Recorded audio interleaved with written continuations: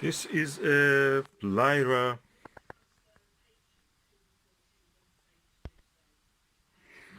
102 F11 long tube achromatic doublet refractor telescope. It comes in this beautiful wooden box. It has 4 locks on the side, which when you open you can actually see the gem inside. This is the long tube refractor. It comes with a beautiful feather touch, massive, robust, 360-degree rotatable Crayford focuser, which has a 2-inch and 1.5-inch adapters. The rate of the turn is 1 to 11 or 1 to 10. So 1 turn of this, 10 turns of this smaller, finer feather touch. It has 2 tube rings and a Vixen style dovetail. Tube rings are CNC machined on the lathe, is not cast. And with this massive knobs to hold it together. The main feature of this dew shield is retractable. It can be turned. There's a screw on the other side, and that screw locks the dew shield in when it is retracted, and when you extend it, it again locks it in place. Perfect, because that makes the tube smaller when you want to store it during the storage. And comes with this beautiful box.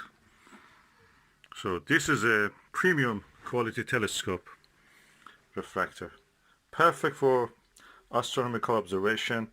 Contrary to what you may think, if you use and you may think that this is a narrow field telescope, definitely, of course, for planetary when you use the 1.25 inch focuser. But if you put a 2-inch focuser here, 2-inch adapter here, with the eyepiece and diagonal for 2-inch, it gives you 2.5 degrees of field of view maximum.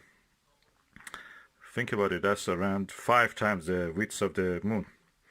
It practically can fit almost the visible width of the Andromeda galaxy, which is around 3 degrees.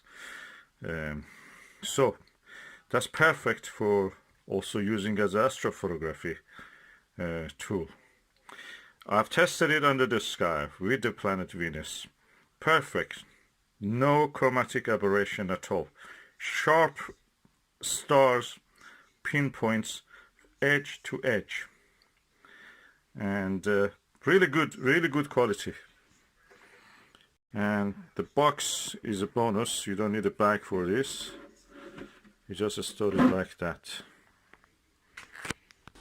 So I have done 2 of the latches, and I'm doing the other 2. Perfect. Lyra, beautiful telescope, and you can buy it also under the label of the telescope systems or telescope service. Really good box, really. 2 handles also, you can pick it and install it and carry it. And I use it with a Dobsonian mount, I will show you later. So not bad for a refractor which is f11. This is a Lyra 102 f11 refractor telescope. It has a dual speed focuser, Crayford focuser, and I've installed it on this Dobsonian mount. It's around 4 kilograms, so it can take easily. This Dobsonian can take up to 8. I put the Skywatcher Max set of 150 piece Sky Max. That is around 8 kilograms with all the additional things attached to it. It has a very bright image. I can see easily. It's like, first of all, it is like a upper chromat. I don't see any color fringe or anything. I'm looking at the planet Venus, absolutely clear. And it shows the phase, although that is the planet is not behind some branches of tree, but it can resolve it into a phase that you can see. So very impressed.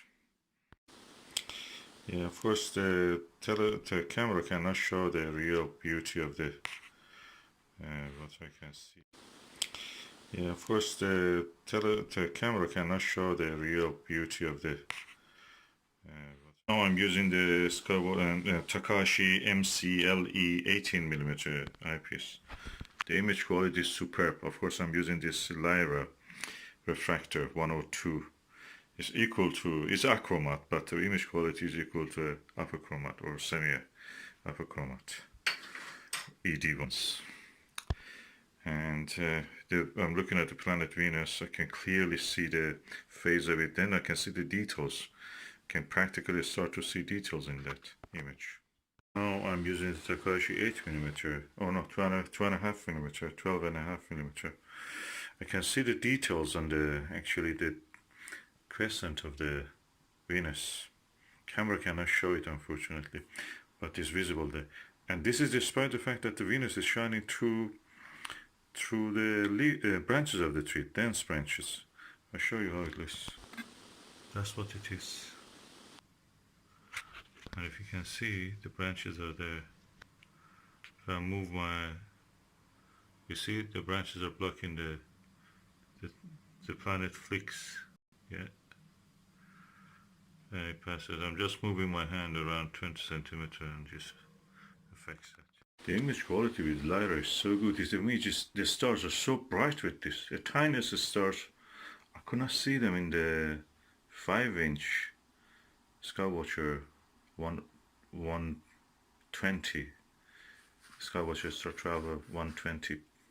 But with this one I can see it. It's just 4-inch. F11. An amazing piece of engineering. It's made in China. Beautiful.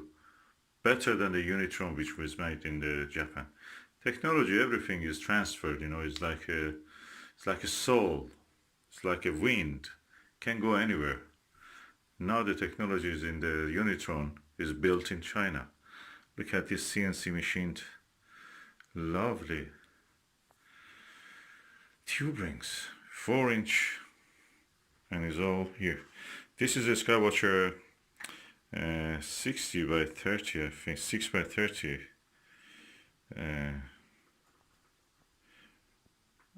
finder. I've adjusted it for here. Anyway, this Takahashi, really good quality. I'm waiting a little bit. Venus comes out of the leafy parts, and so I can actually go and have observation without the leaves changing from time to time that causes a little bit disturbance. So I'm waiting for that, but you can see the quality in the Takahashi eyepiece.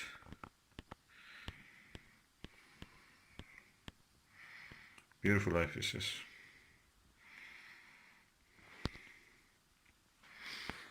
And this is the Vixen NPL 40mm, NLV 40mm, and this is the Alter Prism 2-inch diagonal prism, really good for planetary work. So everything in this system that I have is perfect. Look at the size of these knobs, dual adjustment knobs. So really good. I'm looking forward to the rest of the session when the planet Venus passed from the tree, so I can go and observe it. This is a Lyra 102 F11 telescope, refractor telescope. It has some features which I'd like to mention. First of all, this is a long tube telescope. It's a achromatic telescope, but because it has a long focal length, it's a doublet lens, of course, in front. Practically, it acts and works like a upper chromat, meaning that there is no color fringe or chromatic aberration, as we call it. The other feature of it is that beautiful, smooth feather touch Crayford dual speed focuser. That just on its own is a lot. That's probably cost around 150-60 pounds on its own. Then we come to the tube rings. These tube rings are CNC machined. So they are not cast, they are CNC machined to precise measurement by a CNC lathe machine. And as you can see, the dust cap has a nice shape. You can just attach it and remove it easily, and it's twisty. You have to twist. There's a screw top. The dew shield retracts. You can bring it down to here, so practically the length of the tube will be reduced, and you can lock it in the position, either being the extended or retracted. I've installed it on this Dobsonian mount for a Skywatcher SkyMax Flex Tube 130p, which can take up to 8 kilogram, but this is only 4 kilogram with the alter prism diagonal that I've added, and the Skywatcher, I think 60 by 30 or 60 by 9, I think, yeah. Or yeah, that's the 50 by 6 probably. I have to look at it. With this and the eyepiece and everything, it weighs around 5 kilograms. And as you can see, I've just put it on the table. I'm having my breakfast, looking at the moon. I finished another painting. It's during the coronavirus lockdown, so this is what we can do.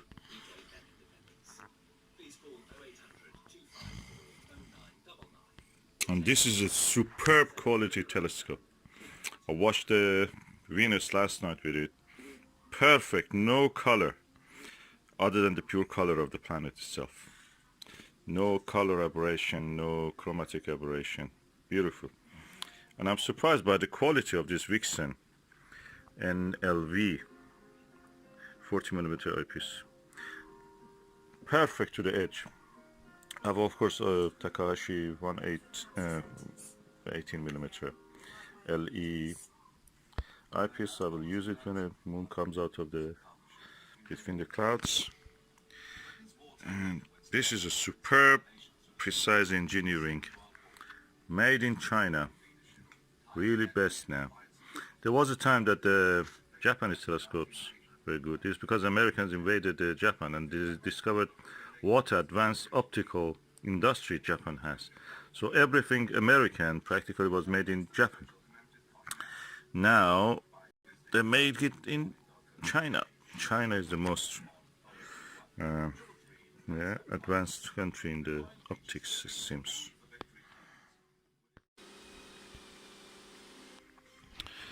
The movements of this telescope and this Dobsonian mount is so smooth. It's because the weight is right for this. It's butter smooth. Well, more now on lockdown. The next question of whether to wear face masks. We're joined by the Welsh Health Minister, Vaughan Gething. Thank you very much indeed for being with us. Perfect. What's your view on face masks? Well, at the moment we've got pretty clear evidence and advice from the 40 mayors across the UK. Okay, we loosen up this screw and then the dust cap, the dew shield will come down. Let us go and have a look in the mirror and the lens. 102mm of achromatic doublet lens.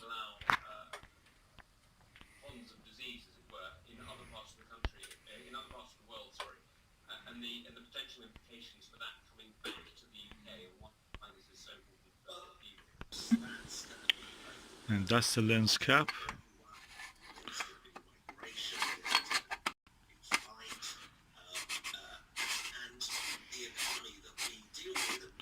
Completely protected now. It goes back to its box. I will unscrew it from here. I'll remove the star diagonal. And that's it. That's what will be done. We get ready to do some more painting here in the coronavirus lockdown.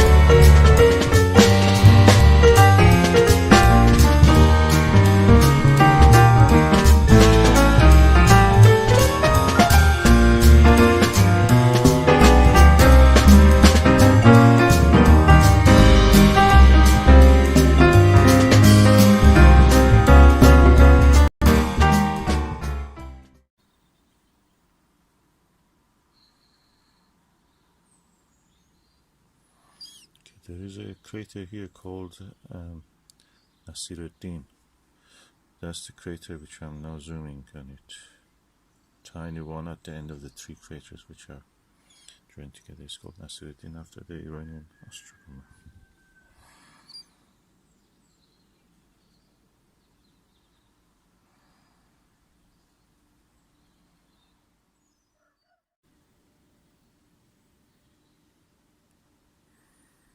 What you can see there in the center is the Copernicus crater. To the right of it is the Kepler crater. And the dot, tiny dot to the right of that Kepler, near the edge of the white area where the down to it a little lower is a black dot, that's Grimaldi.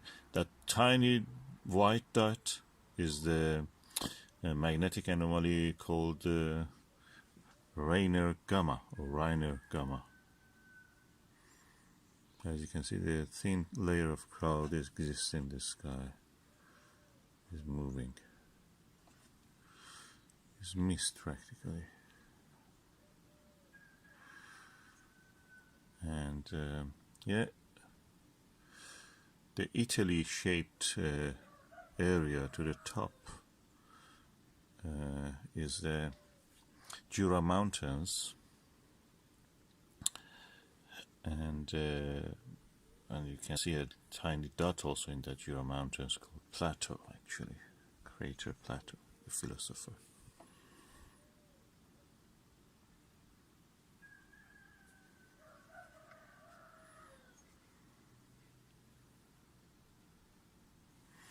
The bright dot to the 2 o'clock in this image, if you imagine the top part is 12 and the lower part is 6, at 2 o'clock of the image, in the middle of the, in somewhere in the black patch, the white dot is Aristarchus, and the area around it is Aristarchus Plateau, the volcanic area.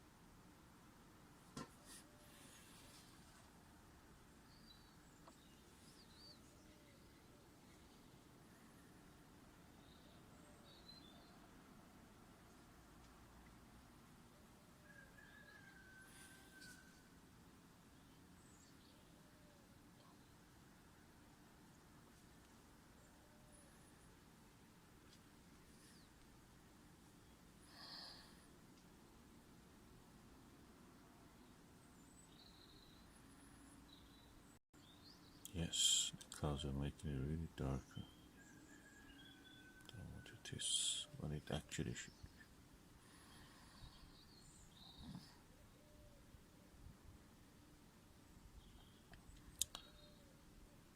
be. Yeah, and the circular feature, black circular feature at the top at 12 o'clock is the big black circle, is the Mare